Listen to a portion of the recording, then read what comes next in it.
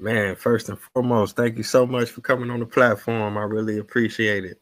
Hey, man, not a problem, good brother, man. That's what I'm talking about. Hey, that's what we supposed to do. Reach out to each other, man. Just communicate. See how easy that Definitely. go? Yeah, definitely, Mhm. man. Definitely. I really appreciate the work that you do, man. That's all good, Definitely. man. Coming to you live from the Howie Bell Man Cave, by the way. That's where I'm at. That's where I do a Right. lot of podcasts, where I'm at, do a lot of drops and all that good stuff, man. Right here, baby. That's what's up. That's what's up. Yeah, man. I do a podcast with a brother named Frank Holder. Frank Holder is the creator of Humor Mill magazine. And I do a podcast with him called Box Seats. Do it Monday through Friday, from 5 p.m. to 6 p.m. Eastern Standard Time. Me and a other couple other brothers, man, comedians on there talking about sports and all that kind of stuff, man, and different various topics, but mainly sports. That's what's up. That's what's up. The viewers gonna have to check that out. Now, where you from? Yeah, born and raised in Detroit, brother. So where you at That's right what's now? up. That's Right what's here up. in the Right, I D. seen the 313. I'm from Cleveland. Oh, okay, all right. Hey, you Yeah. right down the street. Right. Got family. You know, Cleveland, Chicago, Detroit. We got cousins and stuff like that. Absolutely, absolutely, Big shout out to absolutely. Detroit. Love the D, Yep, man. Been representing that black excellence for so long. yep. Absolutely. hmm Now I gotta ask you now, coming from Detroit, when did you develop this passion for comedy? Because Detroit definitely known for the music.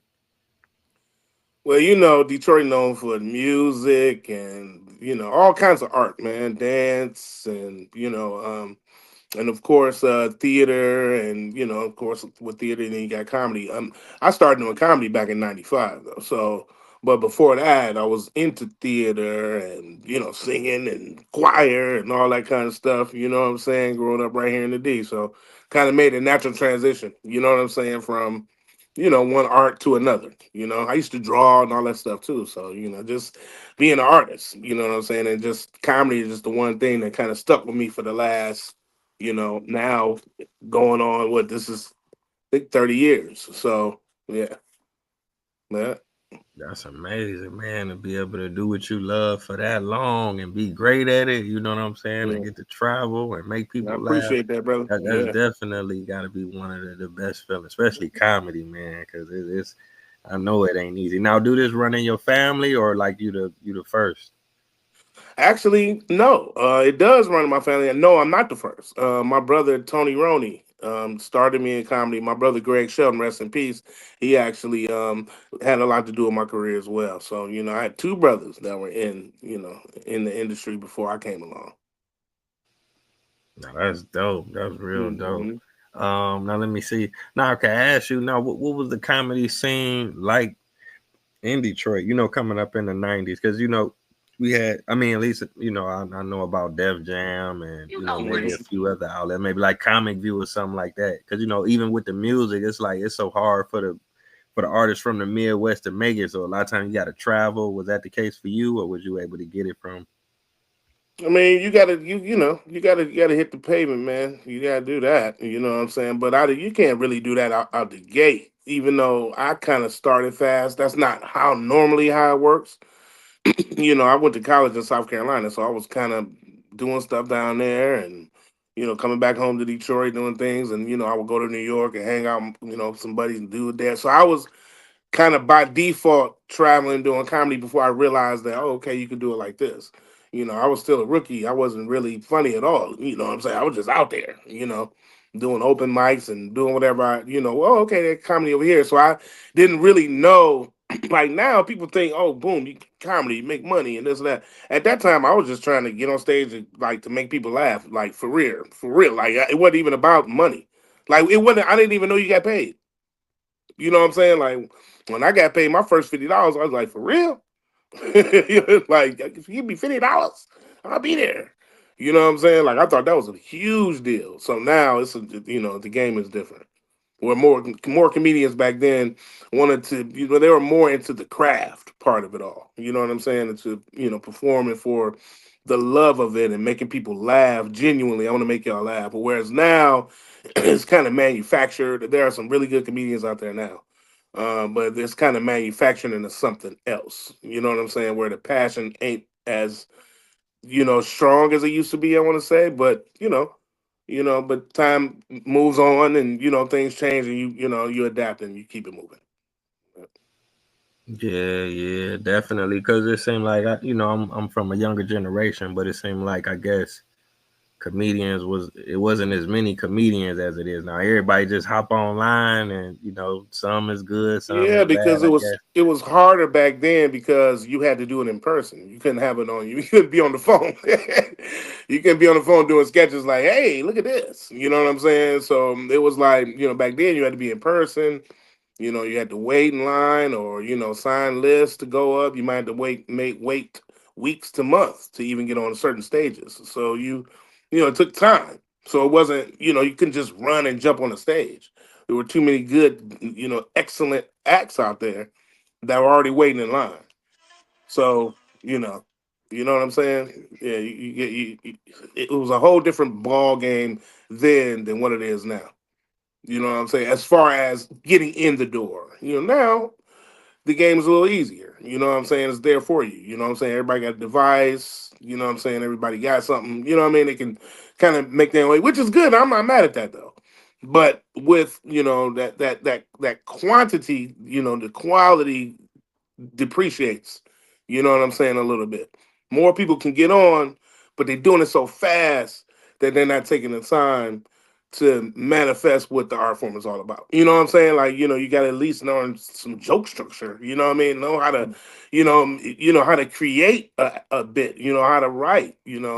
Not just jumping up there and doing it. But they think that improv and everything are going off the cuff of everything, and that's the new art, which is a part of art form, improv, and going off the cuff and all that. That is a part of art, but it's not everything. Some people want some structure to what you're doing. Like, what are you talking about? You know what I'm saying? You all over the place, or you running around, just being a content creator. You think that's funny, throwing milk on your head in the middle of Walmart, but is it really funny? You know what I'm saying? It's not really funny. You know what I'm saying? It's like you doing shock comedy or shock humor, or things like that. You know what I'm saying? Just to get people to click and make money. So you can be watered down in one area is what I'm trying to say, but be helpful in another area. A lot of people got on, a lot of comics that have never been seen before or couldn't be seen by certain industry are being seen now. So it's good, man. It's good and bad to everything, man. But back then you'll never get back to that. Because at that time people took the art more serious, where now they take the technology more serious. If that makes sense. Yeah, you made some great points. I mean, a lot of people take it for granted, especially like I think the younger generation, because all they know is the technology. But like you say, you've been doing it for 30 years, stepping on stage after stage, perfecting your craft, seeing what work and don't Yep. work, and going through the physical ups and downs where, you know, you just throw something online and hope you catch a wave or something. So I really appreciate you Yeah. doing that. And I can ask you this if it's not too invasive, like you were speaking about music, like you would think like, okay, a rapper, he put on the beat, he write to the beat, or a singer, is the creative process for writing a joke similar, or is it like totally different? Like, It could be similar in some ways. I don't think it's the same as writing bars, but it kind of can be. You know what I'm saying? Like, writing could be, you may start off with a bullet point or a topic. You know what I'm saying? I'm gonna talk about the sidewalk. That's all you got there, man. Because I made a joke about the sidewalk. Because I was walking down the sidewalk, and what happened to me when I was on the sidewalk? Oh man, I saw a whole bunch of ants in the crack in the sidewalk, and it was crazy, and it was wild. So you start building, and then what happened? I tripped, I fell, and then the ant was in my shoes, and they bit me. Whatever the case may be, you start building. Yeah, you start building life, and like kind of like bars, but you start with a topic and you don't want to put too many details on paper because you want to come with the improvisational to it, as well. Even if you're using a real story. You know what I'm saying? I was walking down and this dog, I was looking down and the ant bit my shoe, and then a dog barked and scared the hell out of me. He was behind the gate. He was little, but that bark scared me because I wasn't paying attention. So now we going into more of a story. You feel what I'm saying? And so just anyway, the comedy can be like that, but it ain't like that. Or you might say all that stuff I say right there, and then get on stage and don't do none of that. You forget all that. Like, I'm throwing that at the door. You know what I'm saying? So because comedy is different. It's a different art form. Stand up comedy. I'm gonna be specific. Right, right. I mean, but Yeah. it's like everybody love comedians, but it's just a mystique to it. Like, man, how do you like you say you might say something like you say you was walking down the street, everybody can relate, but to really get them Yeah. laugh because there's Because nothing like everybody walks down the street at some point. You know what I'm saying? So then there you go. You start there. You're relatable as opposed to, too much heavy sex or too much, heavy personal. You can get personal, but make it relatable. You know what I'm saying? Like, what do you think everybody would be thinking in this situation? And then you can come up with, you can build on the humor and all that stuff. Start basic and then become, funny after that. But you got to have something to talk about. yeah, yeah, definitely, definitely. Now I could ask you, by you've been doing this for several decades. What's your thoughts on the cancel culture? In terms of comedy, music, movies, whatever. Should people be able to touch on any topic that they feel, or as a comedian, is it like, man, certain stuff I just don't even want to, go there.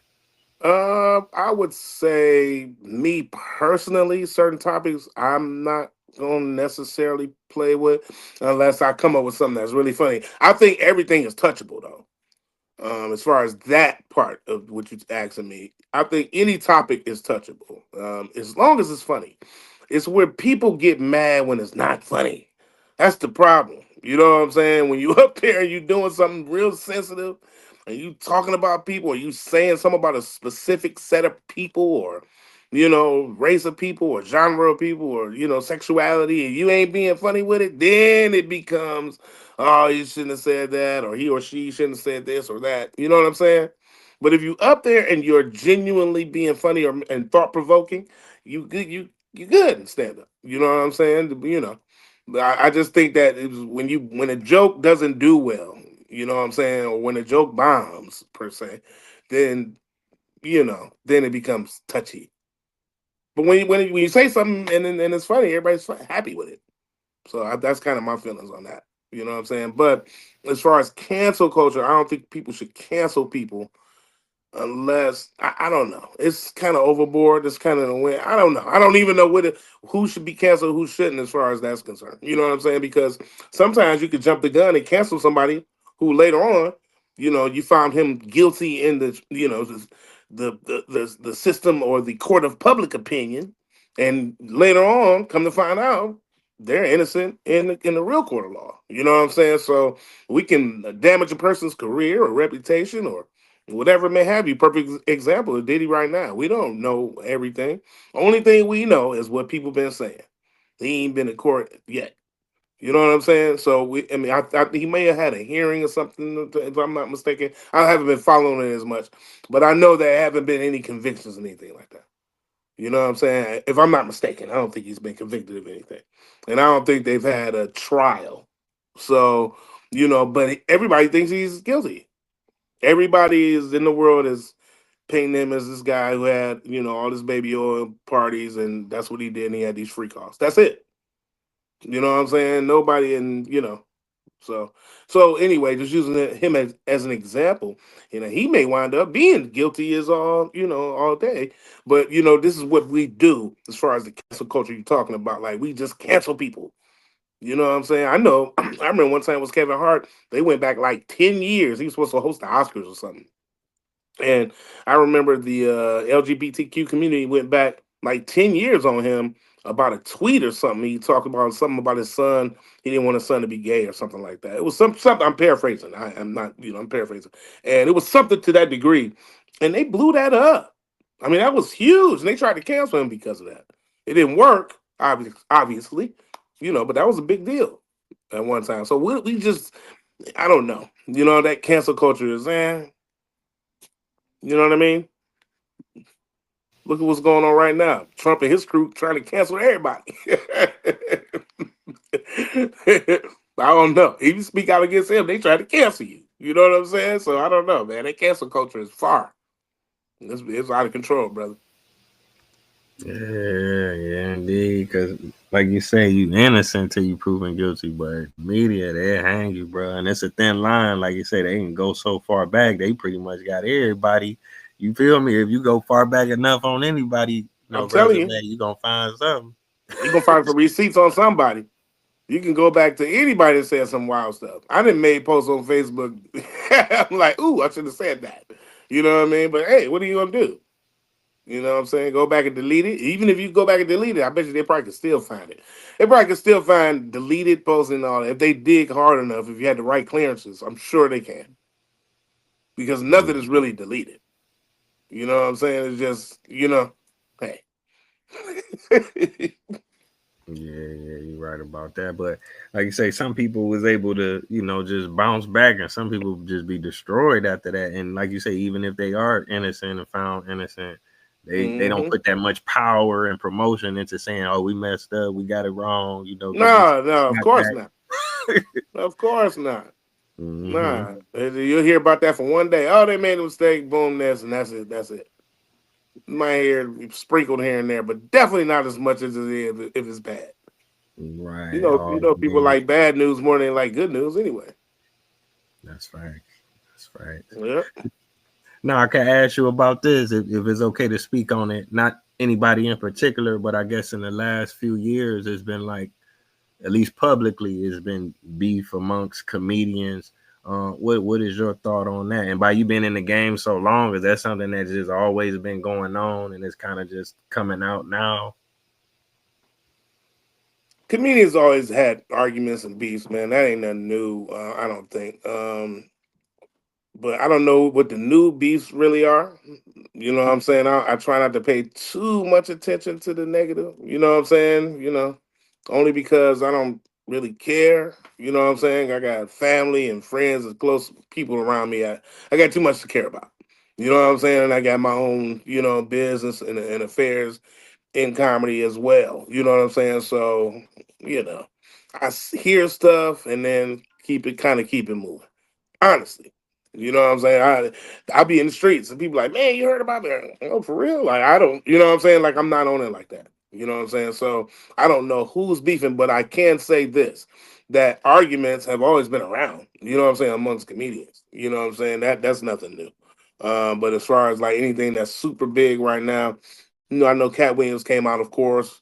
Shay Shay was talking about it, a lot of different comedians and things like that. But I don't know if that created any beefs per se. You know what I'm saying? So, but I could be wrong. Yeah, And yeah. as far as I'm concerned, like I said, I don't care. As far as how I feel about them, I don't think they're good for comedy though. I don't think comedians are rappers. I don't think they need to be running around. You know what I'm saying? Beefing.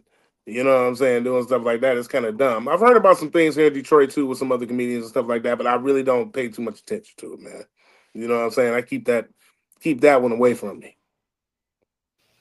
Right, right. I can dig it. I appreciate you even touching on it. And then one more Mm-hmm. I wanted to ask you about a No doubt. topic that's been out there, like about joke stealing. Is it really, intense like that, where people will snatch a joke and then turn it into their joke? Or is it like if you make a joke about anything about Trump and then somebody Yeah. else make a joke about Yeah. him, is that off limits? Or Well, I tell you this. Joke stealing been around too. Ain't nothing new about joke stealing. That's been around since the beginning, man. It's just that it's still bad. You know what I mean? But people steal jokes all the time, man. I got a person that stole a joke from me. Several jokes been stole from me. And what you do is you just keep it moving. I've seen jokes of mine turn into commercials on TV and all that kind of stuff. Like I'm like, man, that's my bit. I've seen it. So what you gonna do about it though? You know what I'm saying? I mean, it's tough to, you know what I'm saying, to copyright a joke. Even on some, you probably can if you wrote it down verbatim and you know what I'm saying, word for word. You might be able to get away with copywriting some things. Maybe I'm not sure about that. I might have to do some research, but it's kind of hard to do that. But people don't have integrity, and everybody not honest, and everybody's not on the up and up. You know what I'm saying? So people steal, man, just like they would steal something physical from the store. What's the difference between them stealing, a bag of chips or a bag of your jokes? Ain't no different. Some people care, some people don't. You know what I'm saying? Some people walk out right out the store with a 6 pack, and some people will go to the counter like, "Hey, man, run a card." So it's just, depends on what kind of person you are. That goes across the board with being a human being. You know what I'm saying? That's from any art form or form of employment or whatever your status is in life. It doesn't matter, man. Either you good or you're not. You know what I'm saying? So that goes the same thing with joke thieves. You're gonna be a good person, you're not, man. They might steal your joke, not doing it in front of you, and then do it every other city they go to, and then they won't do it in front of you. You know what I'm saying? So don't be a punk. Do it in front of me. If you that bad, just do it right now. You know what I'm saying? Why I'm standing right here. So Yeah, yeah, you made a good point. It's I guess it's just in human nature, man. Because people they steal inventions. They steal back in the old days, Cadillac record. They steal your song. sure will. They Sure steal will. your script. That's been going on. Steal your script, steal your yep, yep, steal everything about you, your whole likeness. People will steal your style. You wouldn't even know. They like, man, people be like, man, he act just like you. Yeah. They might not steal your jokes per se, but they'll steal your swagger or your style or your demeanor. You know what I'm saying? And the way you come across and your energy. Niggas steal that. Yeah. So, you just got to pay attention. If you're not paying attention, you won't realize. You're like, hey, that's how I roll. You know what I'm saying? Yeah. So stealing Yeah, is stealing, man. People steal all kind of stuff. Yeah. yeah, yeah, definitely. I was checking out your IMDb. You had a couple flicks on there. Now have you got into like trying to write movie scripts or skits or producing or directing or getting into that side of the comedy? Sure, absolutely, man, absolutely. You know what I'm saying? And I think that's the ultimate goal. Is to get your ideas out there. You know what I'm saying? So people can see. You can leave something behind, man. You know what I'm saying? So absolutely. You know what I'm saying? That's the like I said, that's what it's all about. Getting some of these scripts out here and getting some of these ideas out here, man. That's what it's all about. Now it's to the point where like you use the phone for good. You can shoot your own stuff. So you know, so it's getting there. You know what I'm saying? So we getting close. Yeah, yeah, that's definitely one of Hmm. the upsides because my generation was right before like the internet, so I know what it was like with the AOL and the dial up, and not even having that. So Hmm. came a long way. We doing this. Who would have thought we could do a phone call? You know what I'm saying over the video. Absolutely. Absolutely. Absolutely. It's an everyday thing. Okay, now maybe ask you like one or two more questions. Sure. Um, what do you think is like your biggest challenge now as a comedian? Man, trying to eat right, being on the road and clubs and all that. You know what I'm saying? Trying to, stay healthy, man, and alive, brother. That's the biggest challenge right now. I know we lost a lot of comedians, a lot of actors, a lot of, people, man, that just, because of health. You know what I'm saying? Things they could have avoided or, what I'm saying, did better for themselves. You know what I mean? And so, right now, so that's what it's about now. Drinking more water, and just trying to, work out in the morning. Hey, look, I'm doing aerobics now, brother. Look, people don't know about that, man. You get up there and do it. You ain't lifting weights. No, I'm doing some aerobics, brother. I'm trying to get that heart, keep that heart healthy. That strength is good too, but I'm trying to keep that heart and the lungs healthy and all that, man, and endurance and all that stuff, man. So that's the challenging part. Waking up every morning and getting busy. Now I get up about 5:30 in the morning. I work out about six, from 6 to 7. So only put in an hour. You know what I'm saying? So but do it every day, Monday through Saturday. Take off on Sunday. Get back at it Monday. You know what I'm saying? So that's the biggest challenge. You Yeah, know what I yeah, mean? that's what's up. Staying I away could from relate. alcohol and the alcohol Hmm. too. Being in the clubs with the drinking and the smoking and it's a lot of temptation. Come on, man, drink. He gonna buy you drink. So that's tough too. So I can't lie about that. That is tough. So getting over that too. It's a challenge, but I'm getting over that. You know what I'm saying? So get in there and drink one drink, man. Sip on that joint all night, and then drink some water. Try to keep that balance, man. If that, if that. So I'm start drinking smoothies in the club in a minute. Man, that's a good idea. They need to offer them like some sugar free, all Yeah, natural, all fruit. Yeah, unreachable. just give me some smoothies, man. I'll take Yeah, that. Sip on 'cause that. yeah, because that's a Mhm. challenge I face. Because I travel a lot. Like it's hard to maintain your regiment like that, going from one It city to is. the next, one hotel to It the is. next, and what food is available and what's not from place Man. to place. Oh man, it's tough. It's tough, man. So you're doing comedy, you running from town to town, like you said, in little hotels, and you doing it. You can get off schedule quick. That ain't hard to do. Next thing you know, if you ain't been eating right, you done picked up, a pound and a half, 2 pound on the road. You know what I'm saying? Kicking it. It's easy to do. Yeah. Yeah, yeah, indeed. And then I like that, like you say, that aerobics. I like that jog, and I jog maybe. I try to jog 2 or 3 days a week, do 30 minutes. When I first started, man, I only could do like five minutes. It was killing me. My knee be hurting, Hmm. ankle be hurting. But once you get into it, and Yeah. you Everything after a gonna hurt while, for you a minute. fiending Everything for gonna hurt for a minute. That's just how it goes. it. And then it stop. It'll slow down. You know what I'm saying? Because you get building up Exactly. that strength and that endurance. Yeah. Yep, yep. Yeah. Okay. So yeah, we 25 minutes in. I want to thank you again for stopping by. It's been a great No doubt, episode. I brother. really appreciate what you're doing. Keep rocking the stages. For the viewers who checking you out, do you got a website, social media, any So you can upcoming, all you can always hit me at Howie Bizzell right there on the screen, man. Howie Bizzell, HowieBizzell. But Howie Bell. Just type it in the search bar, boom. You know what I'm saying? Howie Bell. And you good to go, man. And I do a once a month show in Manhattan. I got the hottest once a month show in Lower Manhattan, the Village. It's at 144 Bleecker Street, and that's right there in Lower Manhattan, man. It's at a black-owned dispensary. You heard it, black-owned dispensary, and we do the Howie Bell and Friends show every month. So I'm there April 26th, which is coming up this weekend.